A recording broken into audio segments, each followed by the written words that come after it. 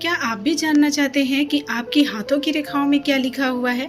क्या आपकी हथेली में छिपा है आपका भविष्य? क्या दिल, दिमाग और जीवन की राहें आपके हाथों में लिखी है? तो अब समय आ गया है इससे जानने का। हाथ की रेखाओं का वो गुप्त रहस्य जो बदल सकता है आपका भाग्य।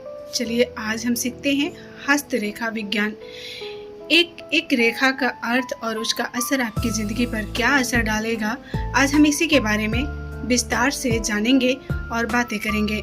नमस्कार दोस्तों, सबसे पहले हम बात करेंगे जीवन रेखा की, फिर हम बात करेंगे मस्तिष्क रेखा की और फिर हम जानेंगे कि हृदय रेखा किस तरीके से काम करती है।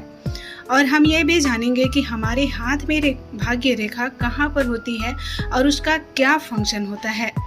साथ ही हम ये भी जानेंगे कि सूर्य रेखा जो होती है, जिसको सक्सेस फ्लाइंग भी कहा जाता है, ये क्या होती है और कहाँ होती है और उसका क्या फंक्शन होता है। और हमारे हाथों में विवाह रेखा कहाँ होती है और इस रेखा का मतलब क्या होता है और किस उम्र में विवाह होता है, इसके बारे में हम विस्तार से जानेंगे।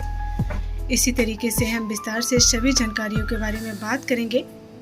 सबसे पहले हम बात करेंगे जीवन रेखा की।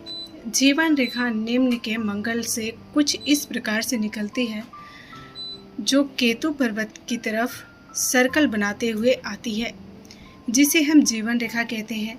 अलग अलग हाथों में ये अलग अलग प्रकार की होती है।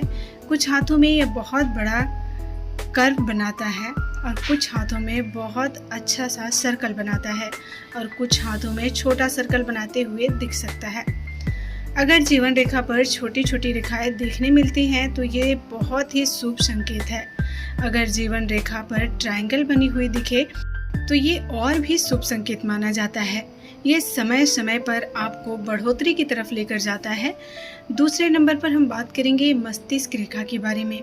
मस्तिष्क रेखा निम्न के मंगल पर जीवन रेखा के साथ जुड़ी हुई होती है, जो चंद्र पर्वत की तरफ आई हुई दिखती है, जिसे हम मस्तिष्क रेखा बोलते हैं।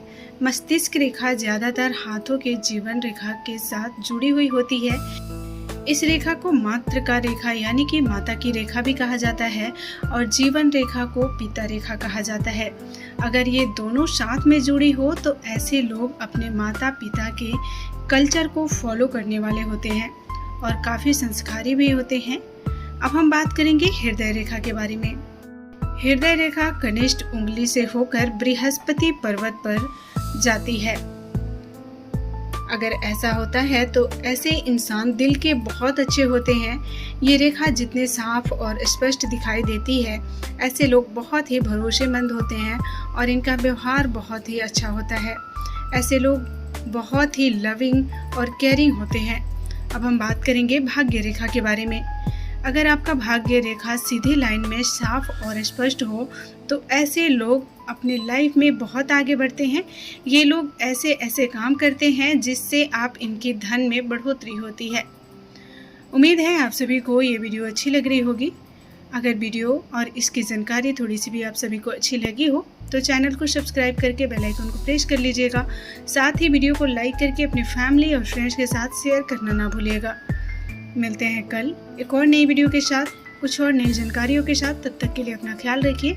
धन्यवाद।